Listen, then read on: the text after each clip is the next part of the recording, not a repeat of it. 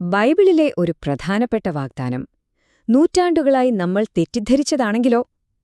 പുതിയ നിയമത്തിലെ ഒരു പ്രവചനത്തിന് അത്ര പരിചിതമല്ലാത്ത എന്നാലോ വളരെ നിർണായകമായ ഒരു പുതിയ വ്യാഖ്യാനമുണ്ട്. നമുക്കതൊന്ന് പരിശോധിക്കാം.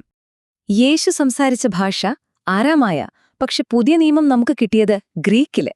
ഈയൊരു ഭാഷാമാറ്റം അതാണ് നമ്മൾ ഇന്ന് സംസാരിക്കാൻ പോകുന്ന വിഷയത്തിന്റെ എല്ലാം കാതൽ. ശരിക്കും പറഞ്ഞാൽ എല്ലാത്തിന്റെയും തുടക്കം ഇവിടെ നിന്നാണ്. അപ്പോൾ ഈ ഭാഷയുടെ പ്രശ്നം നമുക്ക് കുറച്ചുകൂടി ആഴത്തിൽ നോക്കാം. കാരണം മറ്റു പ്രധാനപ്പെട്ട മതഗ്രന്ഥങ്ങളിൽ നിന്നൊക്കെ പുതിയ നിയമം ഈയൊരു കാര്യത്തിൽ എങ്ങനെയാണ് വേറിട്ട് നിൽക്കുന്നതെന്ന് നോക്കിയാൽ ഇത് വ്യക്തമാകും.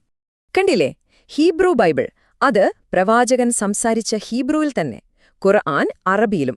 പക്ഷെ പുതിയ നിയമത്തിന്റെ കാര്യം അങ്ങനെയല്ല. യേശുവിന്റെ ഭാഷയായ എരാമായിൽ നിന്ന് ഗ്രീക്കിലേക്ക് മാറിയപ്പോൾ യഥാർത്ഥ സന്ദേശത്തിന് എന്തെങ്കിലും സംഭവിച്ചോ, എന്തെങ്കിലും നഷ്ടപ്പെട്ടോ? ഇതാണിവിടെ ഉയർന്നുവരുന്ന ഏറ്റവും വലിയ ചോദ്യം. ഭാഷ ഒരു പ്രശ്നമാണെങ്കിൽ തന്നെ ആരാണ് ഈ ഗ്രന്ഥങ്ങൾ എഴുതിയത് എന്ന ചോദ്യം അതിലും വലുതാണ്. പുതിയ നിയമം എഴുതിയത് ആരാണെന്നതിനെപ്പറ്റി സ്രോതസ്സ് പറയുന്നതെന്താണെന്ന് നമുക്കൊന്ന് നോക്കാം. ഈ കണക്കുകൾ ശരിക്കും നമ്മളെ അത്ഭുതപ്പെടുത്തും. ഈ സ്രോതസ്സ് പറയുന്നതനുസരിച്ച് പുതിയ നിയമത്തിന്റെ ഏതാണ്ട് 70% അത് എഴുതിയിരിക്കുന്നത് അപ്പസ്തോലനായ പൗലോസും അദ്ദേഹത്തിനു കൂടെയുണ്ടായിരുന്ന ലൂക്കോസും ചേർന്നാണ്. ഇവിടെയാണ് കാര്യങ്ങൾ ശരിക്കും സങ്കീർണമാകുന്നത്. ഒരു വശത്ത് യേശുവിന്റെ കൂടെ നടന്ന അദ്ദേഹത്തിന്റെ പിൻഗാമിയായി നേരിട്ട് നിയമിക്കപ്പെട്ട പത്രോസ്, മറുവശത്തോ യേശുവിനെ നേരിട്ട് കണ്ടിട്ട് പോലുമില്ലാത്ത ഒരു കാലത്ത് ക്രിസ്ത്യാനികളെ വേട്ടയാടിയിരുന്ന പൗലോസ്. എന്നിട്ടും പുതിയ നിയമത്തിൽ ആരുടെ ശബ്ദമാണ് കൂടുതൽ കേൾക്കുന്നത്? പൗലോസിന്റെ. ഈയൊരു വൈരുദ്ധ്യമാണ് ഈ വ്യാഖ്യാനത്തിന്റെ എല്ലാം ആണിക്കല്ല്. പൗലോസിന്റെ അധികാരത്തെക്കുറിച്ച് ഈ സ്രോതസ്സ് വളരെ ഗൗരവമുള്ള ചില ചോദ്യങ്ങളാണ് ഉയർത്തുന്നത്. സ്വന്തമായി ചില ദർശനങ്ങളുണ്ടായി എന്ന് പറഞ്ഞ് അധികാരം അവകാശപ്പെട്ടു. യേശുവിന്റെ പ്രധാന ശിഷ്യനായ പത്രോസുമായി പരസ്യമായി പല കാര്യങ്ങളിലും വിയോജിച്ചു. ഇതെല്ലാം സൂചിപ്പിക്കുന്നത് ആദിമസഭയ്ക്കുള്ളിൽ വലിയൊരു അധികാര വടംവലി നടന്നിരുന്നു എന്നാണ്. ഈ പ്രശ്നം പൗലോസിൽ മാത്രം ഒതുങ്ങുന്നില്ല. സ്രോതസ്സിൽ പറയുന്ന പണ്ഡിതരുടെ അഭിപ്രായപ്രകാരം നമ്മൾ ഇന്ന് വായിക്കുന്ന മത്തായിയുടെയും മർക്കോസിന്റെയുമൊക്കെ സുവിശേഷങ്ങൾ ആ അപ്പസ്തോലന്മാർ നേരിട്ടെഴുതിയതല്ല, മറിച്ച് യേശു മരിച്ച് പതിറ്റാണ്ടുകൾ കഴിഞ്ഞ് അദ്ദേഹത്തെ കണ്ടിട്ടില്ലാത്ത ആളുകൾ എഴുതിയതാണ്. അപ്പോ ഭാഷയുടെയും എഴുതിയ ആളുടെയും ഈ ഒരു പശ്ചാത്തലം മനസ്സിൽ വെച്ചുകൊണ്ട് നമുക്ക് ഈ വിശകലനത്തിന്റെ ഹൃദയഭാഗത്തേക്ക് കടക്കാം. യേശു തന്റെ ശിഷ്യന്മാർക്ക് നൽകിയ ഒരു നിർണായകമായ വാഗ്ദാനം. ഇതാണ് ആ വാഗ്ദാനം. ഇവിടെ കാര്യസ്ഥൻ എന്ന് നമ്മൾ മലയാളത്തിൽ വായിക്കുന്ന വാക്കുണ്ടല്ലോ, അതിന്റെ ഗ്രീക്ക് മൂലപദം പാരക്ലീത എന്നാണ്. ഈ വാക്ക് നിങ്ങൾ മറക്കരുത്. കാരണം ഇനി പറയാൻ പോകുന്ന കഥ മുഴുവൻ ഈ ഒരൊറ്റ വാക്കിനെ ചുറ്റിപ്പറ്റിയാണ്. അപ്പോൾ ഈ പാരക്ലീത എന്താണ്? അതൊരു അരൂപിയോ ശക്തിയോ അല്ലെന്നാണ് യേശുവിന്റെ വാക്കുകൾ സൂചിപ്പിക്കുന്നത്. മറ്റൊരാളെന്നാണ് പറയുന്നത്.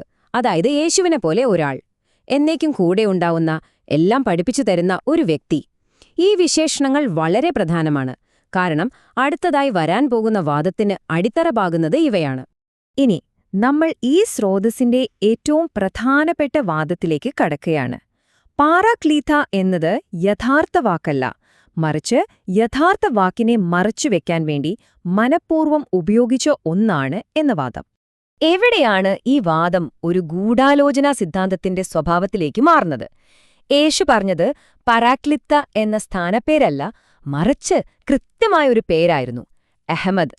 ഇസ്ലാമിക പാരമ്പര്യമനുസരിച്ച് അഹമ്മദ് എന്നത് മുഹമ്മദ് നബിയുടെ മറ്റൊരു പേരാണെന്നുകൂടി നമ്മൾ ഓർക്കണം. അപ്പോൾ ഈ സിദ്ധാന്തമനുസരിച്ച് സംഭവിച്ചതിതാണ്. യേശു വളരെ വ്യക്തമായി ഒരു പേര് പറഞ്ഞു. എന്നാൽ പിന്നീട് ഗ്രീക്കിലേക്ക് വിവർത്തനം ചെയ്തപ്പോൾ ആ പേര് മാറ്റി പകരം ഒരു സ്ഥാനപ്പേരിട്ടു. അങ്ങനെ ഒരു വ്യക്തിയെക്കുറിച്ചുള്ള വ്യക്തമായ ഒരു പ്രവചനം അവ്യക്തമായ ഒരു ആശയമാക്കി മാറ്റപ്പെട്ടു. പക്ഷെ എന്തിനിങ്ങനെ ചെയ്യണം? ഈ സ്രോതസ്സ് പറയുന്ന കാരണം ഇതാണ്: അധികാരം. ഭാവിയിൽ വരാനിരിക്കുന്നൊരു പ്രവാചകൻ ബൈബിളിലെ ഈ വാക്യം തെളിവായി ഉയർത്തിക്കാട്ടുന്നത് തടയാൻ, അങ്ങനെ പൗലോസിനാൽ രൂപീകരിക്കപ്പെട്ട സഭയുടെ അധികാരത്തിന് ഒരു കോട്ടവും സംഭവിക്കാതെ സംരക്ഷിക്കാൻ.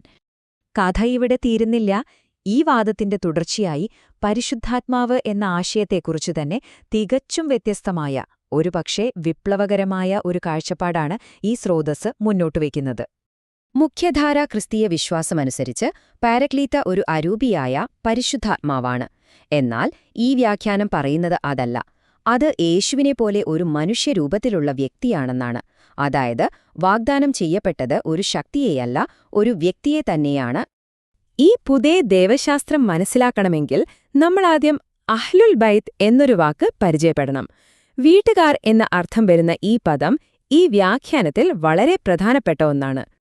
ഈ സ്രോതസ്സിൽ നിന്നുള്ള ഈയൊരു വാചകം ശ്രദ്ധിച്ചു കേൾക്കൂ. അഹ്ലുൽ ബൈത്ത് പരിശുദ്ധാത്മാവിനാൽ നയിക്കപ്പെടുന്നവർ മാത്രമല്ല, അവർ തന്നെയാണ് പരിശുദ്ധാത്മാവ്. ഇതൊരു ഞെട്ടിക്കുന്ന അവകാശവാദമാണ്, അല്ലേ? ഈ വാദപ്രകാരം പരിശുദ്ധാത്മാവെന്ന് പറയുന്നത് ഒന്നല്ല, പലതാണ്. അവ മനുഷ്യരെപ്പോലെ രൂപമുള്ള ദൈവിക വ്യക്തികളുടെ ഒരു കൂട്ടമാണ്. യേശു ആ കൂട്ടത്തിലെ ഒരംഗമായിരുന്നു. വാഗ്ദാനം ചെയ്യപ്പെട്ട പാരക്ലീത്ത അഥവാ അഹ്മദ് ആ കൂട്ടത്തിലെ മറ്റൊരംഗവും. അപ്പോൾ യേശുവിന്റെ എന്നേക്കും നിങ്ങളോടൊപ്പം ഉണ്ടായിരിക്കും എന്ന വാഗ്ദാനം എങ്ങനെയാണിവിടെ പൂർത്തിയാകുന്നത്? പ്രവാചകന് ശേഷം വരുന്ന ഇമാമുമാരിലൂടെ, മഹദിയിലൂടെ ആ ദൈവിക സാന്നിധ്യം ഭൂമിയിലൊരു തുടർ ശൃംഖലയായി എപ്പോഴും നിലനിൽക്കുമെന്ന് ഈ വ്യാഖ്യാനം പറയുന്നു. അപ്പോൾ നമ്മൾ ചിന്തിക്കേണ്ട ഒരു കാര്യമുണ്ട്. ഒരു വിശുദ്ധ ഗ്രന്ഥത്തിന്റെ അർത്ഥം അതിന്റെ വ്യാഖ്യാനം മാറുന്നതിനനുസരിച്ച് എത്രത്തോളം മാറിമറിയാം? ഈ ചോദ്യം ബൈബിളിന്റെ കാര്യത്തിൽ മാത്രമല്ല, ഒരുപക്ഷെ എല്ലാ ഗ്രന്ഥങ്ങളുടെയും കാര്യത്തിൽ പ്രസക്തമാണ്.